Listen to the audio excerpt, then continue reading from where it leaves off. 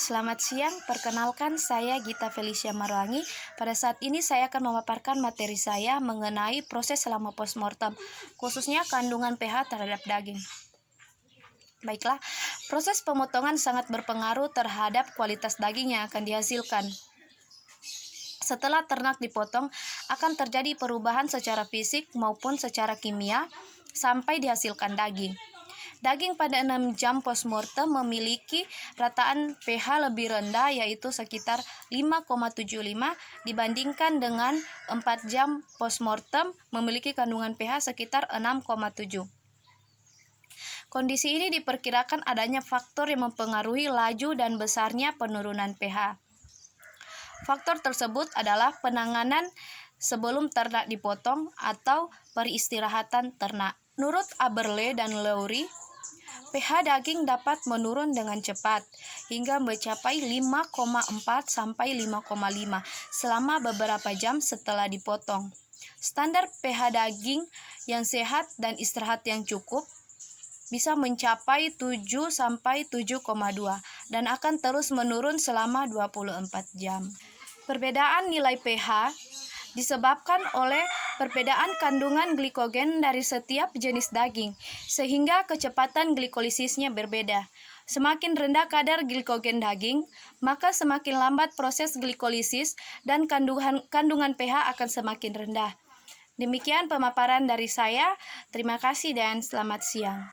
Nilai pH postmortem akan ditentukan oleh jumlah asam laktat yang dihasilkan dari glikogen selama proses glikolisis anaerob. Nilai pH akan semakin rendah pada hewan yang mengalami stres sebelum pemotongan dan akan dihasilkan daging yang pucat, lembek dan Baik, yang berikut itu daya ikat daging. Nah, pada daya ikat daging itu terdapat daya ikat air.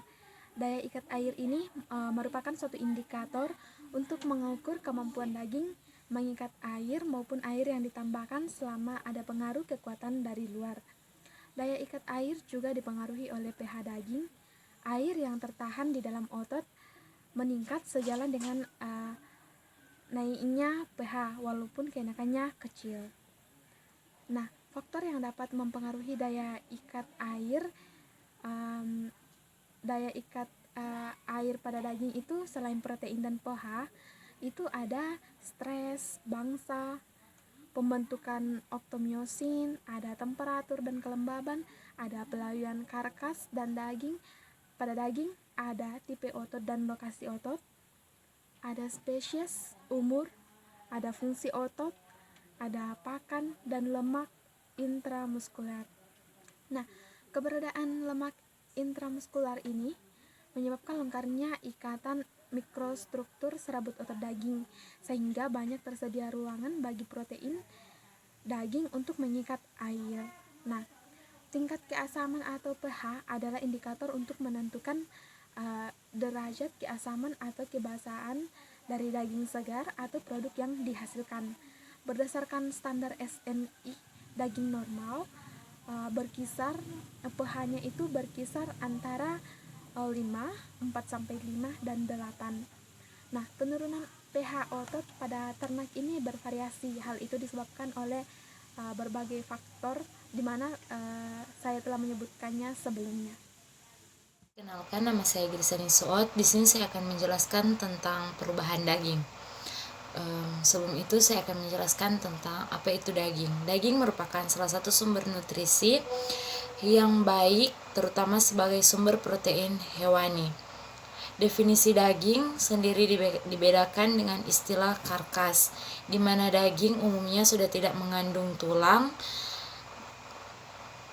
Daging merupakan sumber protein yang berkualitas baik, mengandung vitamin B, seral mineral, khususnya zat besi.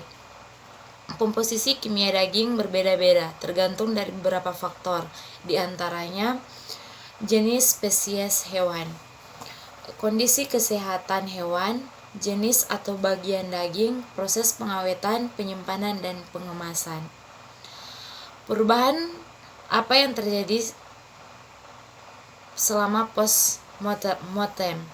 Setelah proses penyembelihan, maka sirkus darah pada hewan akan berhenti. Hal ini akan menyebabkan fungsi darah sebagai pembawa oksigen terhenti. Dengan berhentinya proses respirasi, maka akan terjadi reaksi glikosis yang anaerobik dan menghasilkan produksi asam laktat, sehingga dilanjutkan dengan adanya serangkaian perubahan biokimia dan kimia seperti perubahan pH daging, perubahan kelarutan protein, perubahan daya ikat air atau water holding capacity, atau perubahan jaringan sel. Terima kasih dari penjelasan saya. Sekian dan terima kasih.